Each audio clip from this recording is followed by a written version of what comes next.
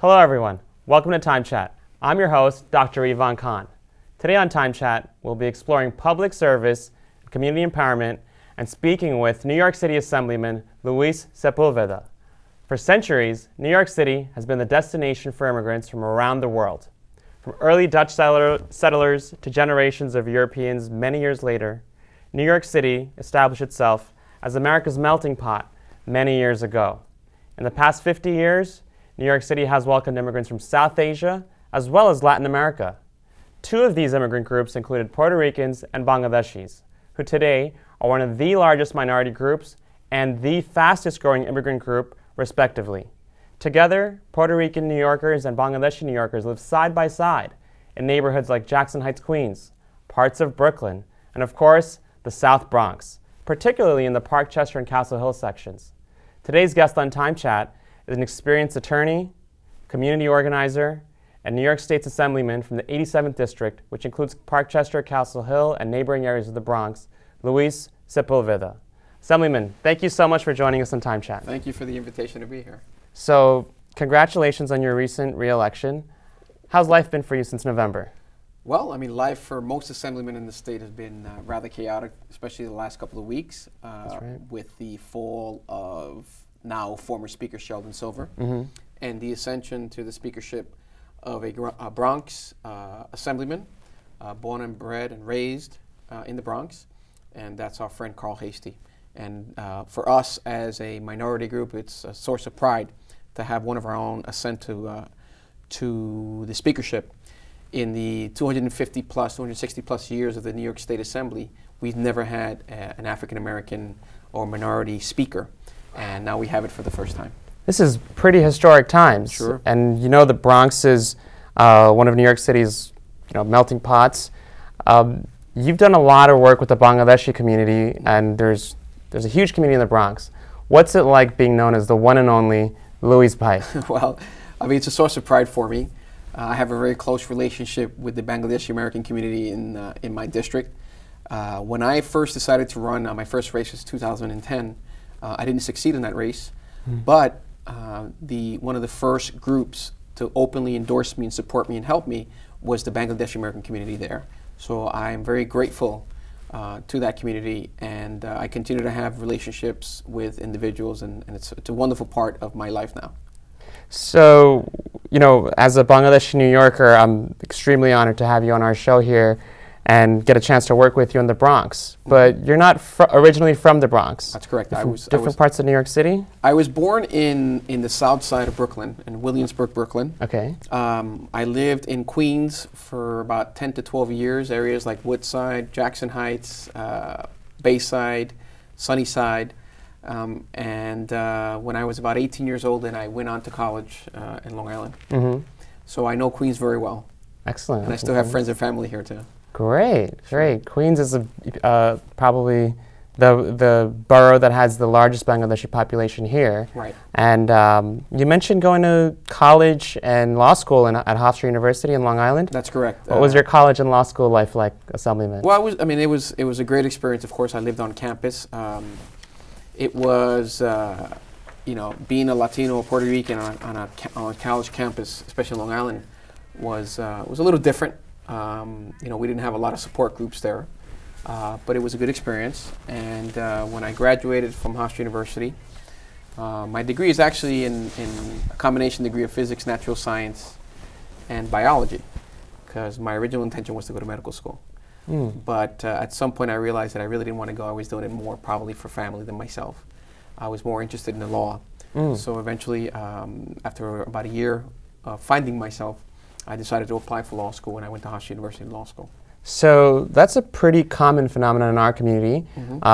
Personally speaking, I had a very similar upbringing where I had a lot of family pressure to go into life of medicine, and I was able to work through getting my degree at SUNY Downstate Medical School, and then I switched out.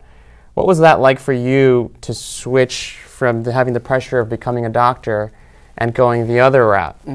Well, I mean, first of all, I think you made the right decision based on what you're doing now in your life. I think you're doing wonderful work. Your tutorials doing wonderful work. Thank you. There was some level of disappointment for some members of my family, my father in particular, because he always wanted to say my son the doctor. You know, it was a hard choice to make. You know, you go to college, you go and you get a natural science degree, and you know, take a lot of the physics and organic chemistry, and I'm sure as you remember the wonderful thing that is, to then transition to something that was not related to that. But I think in the overall analysis, I made the right decision. We're really happy you made that decision too. Thank you. So please tell us about your work in your district. What are the major focus areas for you and your team, and what projects have you done with Bangladeshi New Yorkers? That's what our viewers would really love to find out. Well, I mean, let's talk about cultural things that we've done. Sure. Senator Diaz, who's also a very close friend to the Bangladeshi American community, and I, we created the first Bangladesh Day celebration in New York State. Wow. The senator does a proclamation honoring Independence Day in the Senate, and I do it in the Assembly. We've been doing it for 3 years. A year before I got elected, we did it in the Senate. I'm happy to also say that Senator Diaz and I, for the first time, had an imam open up the Senate proceedings in the history of New York. We have done much work, trying to improve the lives of the residents of our district with, you know, halal food, for example. We're working with the Hindu community, the system with some of the issues that are important to them. We're trying to work so that other religions get the children that practice other religions also get days off of school when it's necessary. We work with trying to improve the educational system in our districts, and that impacts not only the Bangladeshi community, but the entire community that we represent.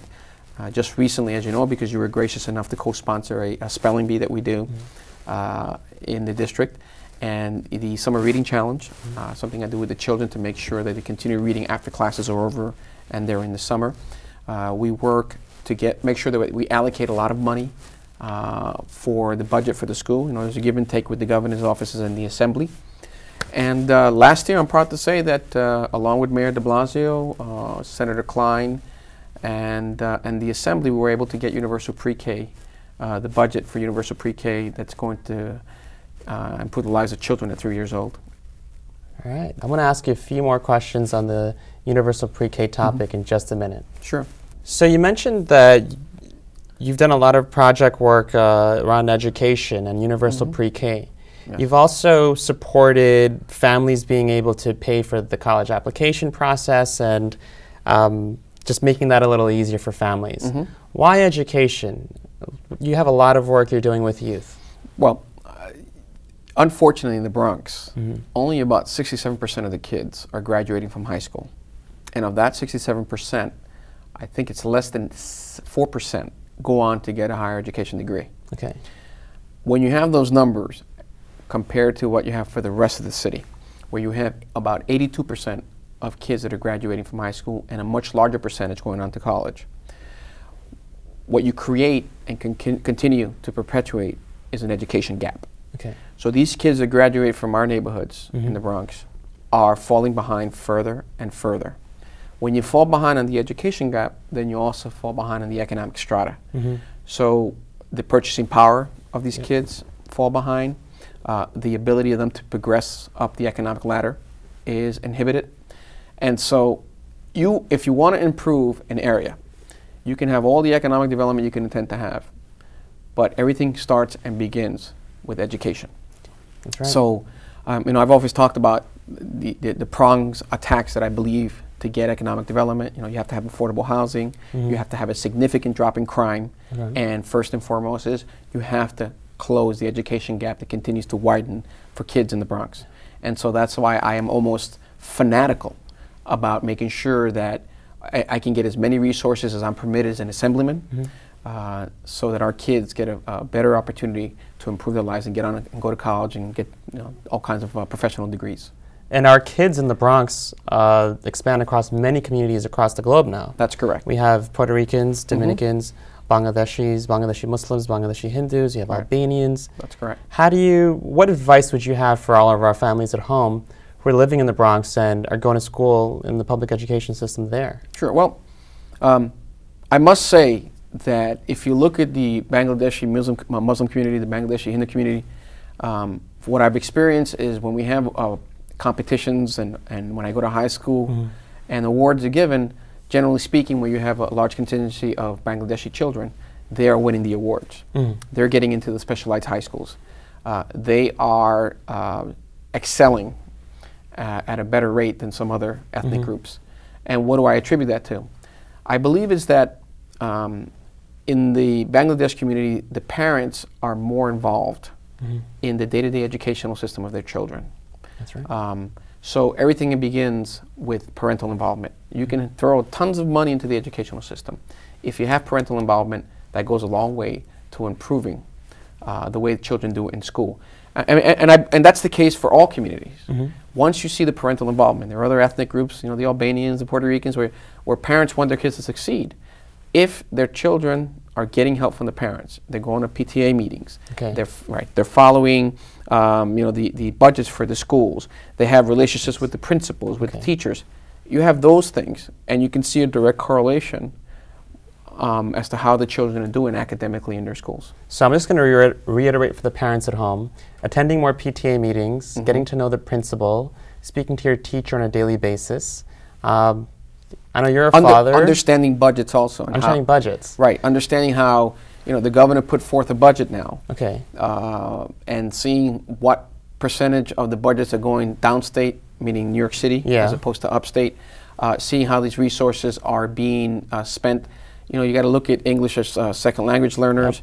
You have to look at kids with disabilities. You have to look at the curriculum. One of the big things now that's going to impact and change education in the state of New York and throughout the country is Common Core. So it's important that parents understand that and the kids understand the curriculum. Again, I want to thank you through your program, the work that you're doing to help that. Thank you. So, all these things require parental involvement. Sit tight. We're going to go to a short break. And for our viewers at home, we're speaking with New York State Assemblyman Luis Sepulveda. We'll be back right after these messages.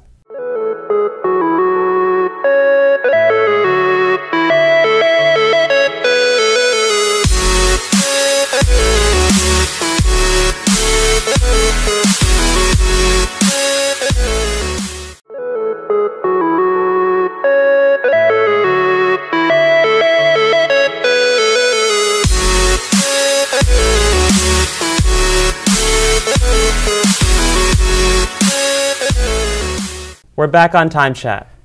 Today, we're speaking with New York State Assemblyman Luis Sepulveda, or Louis Pai, like most of our community knows him as. So, Louis Pai, when we went off to commercial break, you were mentioning the Common Core. It's a new state standard that's been adopted by 40 plus states. But a few states, particularly the Republican states, have started to drop them in anticipation of next year's presidential elections. Right. What are your thoughts on folks changing their tune around the Common Core, and how do you personally feel about the Common Core? Well, I think the implementation at the beginning was a little messy, but the state, the Board of Regents, and the teachers are now, I believe, better prepared to handle the Common Core. It's interesting that for reasons that I still don't understand, how Common Core has become a political hotbed in this country, especially in areas where you have Republican governors. But Common Core was a creation of legislators in Kentucky that were Republicans. It was a concept that was created by Republican leaders. And why do we even move into Common Core? Why was it adopted in the first place? Well, because they felt that there were children in other countries that have a Common Core type of curriculum are doing better than our kids. That's right. So they wanted some level of uniformity throughout the country. It was a great thing. As I said, there were Republican leaders, legislators in Kentucky and other people that came together.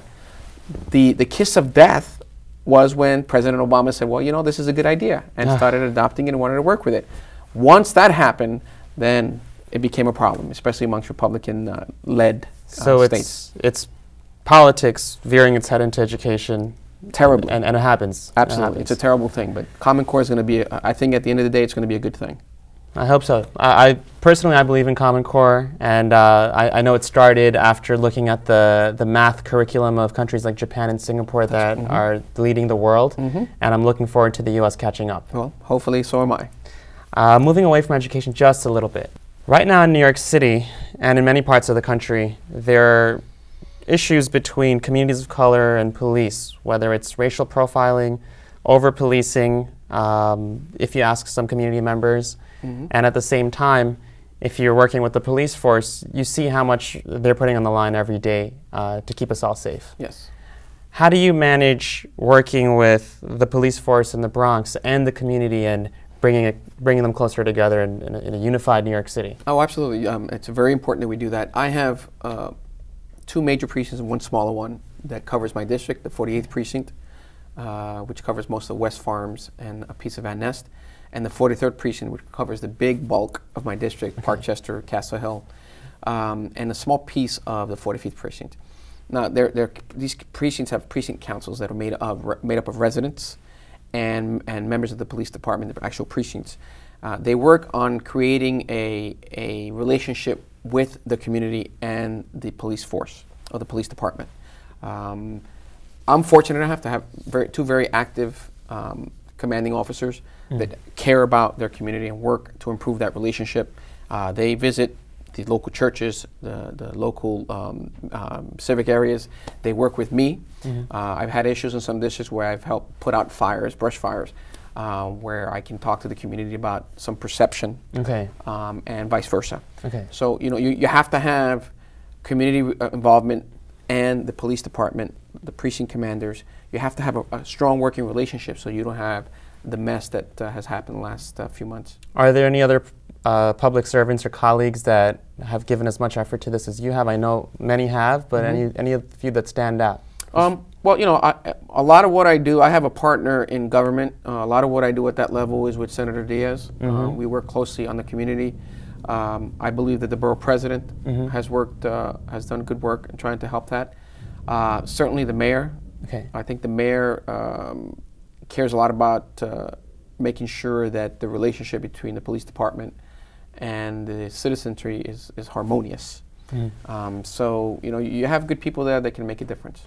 Amazing. Yeah. So you've been an assemblyman from the Bronx for a few years now, and you're on. You've already have a term under your belt. Yes. At least. And 13 pounds less. And 13 pounds less. Amazing. It's good to see that correlation and that relationship. So, in your viewpoint, what would an ideal Bronx look like in 5 years? Well, certainly the education gap would diminish to the point where it no longer exists. Certainly you will have enough affordable housing for people to remain in the Bronx. Those that have gotten education, have gotten higher degrees, professional degrees, would want to stay and can afford to stay living in the Bronx. And a level of economic development that has not been seen in a long time. Any particular areas for that economic development? The Bronx is going through a lot of change, as folks may know. We have a lot of new communities moving in. There's a lot of gentrification happening where a lot of new communities are moving into the Bronx. And at the same time, while that's happening around our city, a lot of South Asian and Bangladeshi immigrants have been pushed out of housing in Queens to be in the Bronx, and we're suddenly new to the Bronx. Well, welcome. How's that? Yeah. Welcome. I welcome the Bangladesh. Hey, listen, I welcome the Bangladesh community. I welcome any individual, not any particular ethnic group, any individual that wants to come and move into my district or in the Bronx, wants to develop the area, wants to help the economy, wants to raise a family, wants to educate their children. I think that in terms of affordability, the Bronx is the last frontier for the city of New York. So come while you can, because I believe that if you invest in the Bronx, you are going to do very well in the future. A lot of good things happening. Parkchester, we're going to get a Metro North train station. I think that'll be a super boom for the economy. Wow. Because now people that have businesses in the area can transport their stuff easily to Connecticut, or can work in Connecticut and come back to the city, or vice versa. So you open up a whole new world of economic development with Metro North, and certainly start investing around the area now, because I think it's going to be a solid investment. So the rent, in other words, the rent is pretty much going to go up in the next 5 years. Well, and that's always a good sign. It's a good sign if you have comparable, affordable housing, so that people who have been there for many years, our seniors, our retirees, don't leave. That you want them to stay there because you want them to bring their families there. So, Assemblyman, we had a chance to hear a little bit about your vision for the Bronx in 5 years. What would the perfect New York City look like in 6 to 7 years? We re-elect Mayor de Blasio. we have in the city of New York, especially in the Bronx, more technology-based companies coming into the area. People can afford to live in the city of New York. A significant drop in crime. Wherever you've seen, and I use Connecticut, some cities in Connecticut as a model, where you've had a significant drop of crime, you've seen a boom in economic development. So, work the education component so that you've narrowed that gap, and then work the economic development, work the significant drop in crime, and that'll bring up the level of economic development you're seeing some of it now. A new hotel is being built in the Bronx. You're seeing some of the trendy shops are coming to the Bronx. You see some of the malls like Bartow Plaza, the mall there. They just built a new Macy's there. In Parkchester, you just see a new Marshall and a couple of other chain stores and retail stores that people can shop in. With that comes jobs. With that comes more options. With that, the money stays locally. It doesn't go into Manhattan or other areas, or other cities, I should say. It should stay in New York City where it belongs. So with a lot of, so it seems like increased education plus lower crime equals greater economic opportunity. And affordable housing. And affordable housing. Those are the three components. So, we mentioned how there's a new speaker. Yes. And over time, the Bronx will be looking more diverse. What can Bangladeshis do to become more engaged with your colleagues in the state Senate and the state Assembly, and even in New York City local government? What can the Bangladeshi community do to become more involved? Well, one important thing is that people that are able to register to vote have to register to vote in larger numbers. Okay. You have to get involved in the political process. That's important. Look, for example, assembly seats. The turnout rate in assembly primaries is embarrassingly low. And we as leaders share some of that blame. I try to increase those numbers by doing voter registration drives. If you have a significant voting block that, let's say, for example, in my district, a voting block of about 500 or 600 Bangladeshi Americans, that is a solid voice that can change the outcome of an election. And I'm not sure if that message is coming across to the community as a whole. That one of the things that I said when I ran in 2010 was that at that point, the Bangladeshi community could have decided who was the next assemblyman in our district if the numbers were comparable to the voter registration numbers that we see. So everything begins with voter registration. Everything continues with participating in elections, actually coming out and vote. And one of the things that saddens me that I've seen in the Bangladeshi community is that a lot of the politics back home is what's dominating our attention here. Exactly. And so those issues that are in Bangladesh are brought here, and the opposition group, the leading group, there's so much internecine strife that they don't come together, here. These groups here, and become a political force. So that saddens me. That's been my experience in the last few years that I've been involved here. I know countless Bangladeshi Americans who agree with you wholeheartedly and be there to support you in helping fix that. Sure.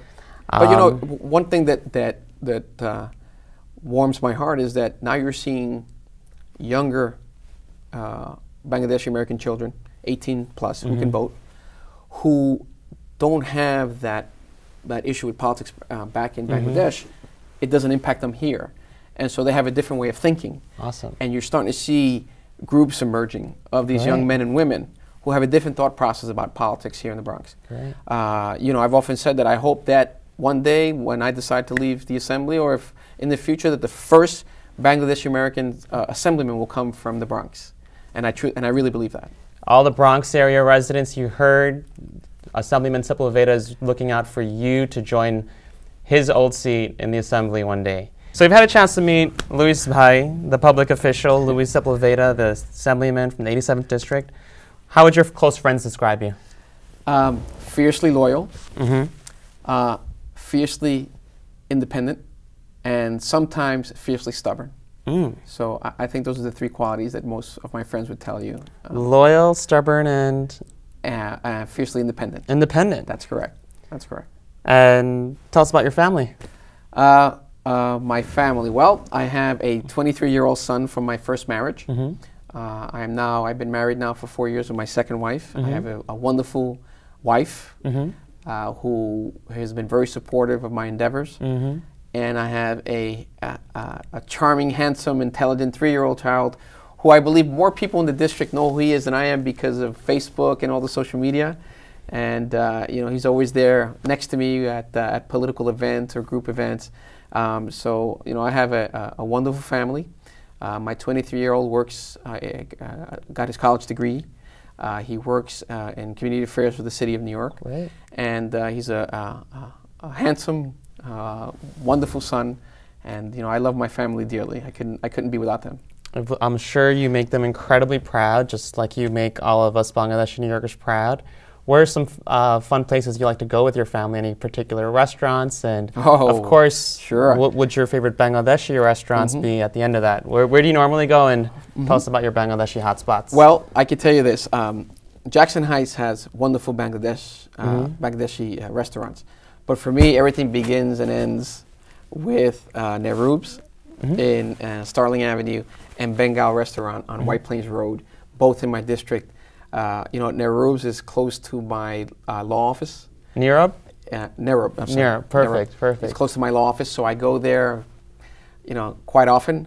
My 3-year-old, interestingly enough, loves Bangladeshi food. Oh, really? Absolutely. Whenever he's getting finicky, and we can't get him to eat the food that we cook, then I'll take a ride on over to the restaurant and get some Bengali food, and he will devour it. What does Luisito love from our community's dishes? Because I'm sure you'll have a line of mothers with his favorite dish lined up in your office tomorrow. He likes the samosas. Samosas, okay. That's correct. And he likes the chicken and rice food. He likes the spicy food. So it's, we have already the owner of Nehru already knows when we step foot in the door what we want. And Bengal restaurant on White Plains Road. White Plains Road. A wonderful. I love the sweets that are made there. The service there is fantastic. The people there are really good. So we're fortunate. Yeah. Because my assembly office is near Bengal restaurant. My law office is near Nehru. So I'm in heaven. Whenever I want Bengali food, that's where I go. As you know, in the Bronx, Nehru restaurant is my favorite restaurant in all of the Bronx, so we have to catch up for lunch there sometime. Absolutely. What final message do you have for our viewers at home, Luis Pai? Well, this is an interesting time now in government. You're reading about corruption. You're reading about the fall of certain elected officials. Yeah.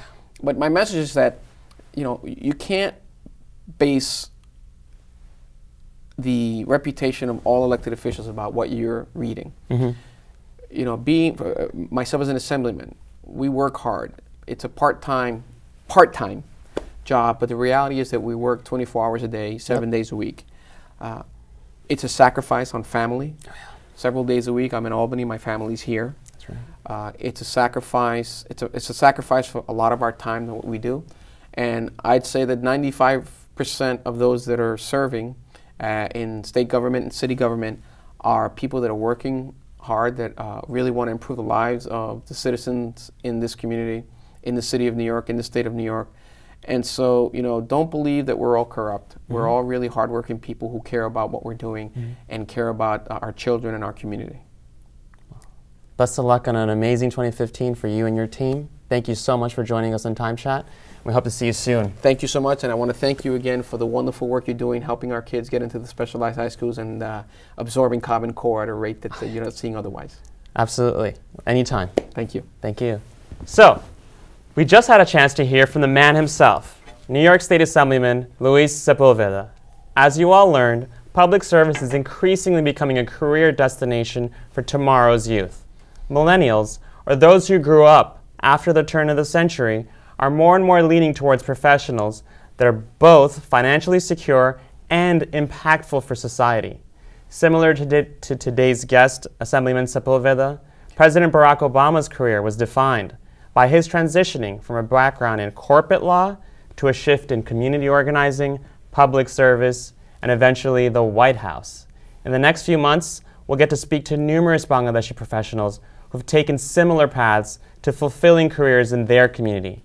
Speaking from my own experience, I graduated from medical school from the SUNY Downstate College of Medicine in 2007.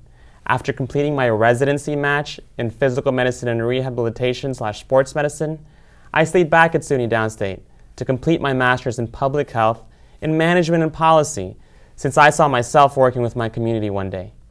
Every day, I thank God for having the courage to make that decision almost 10 years ago.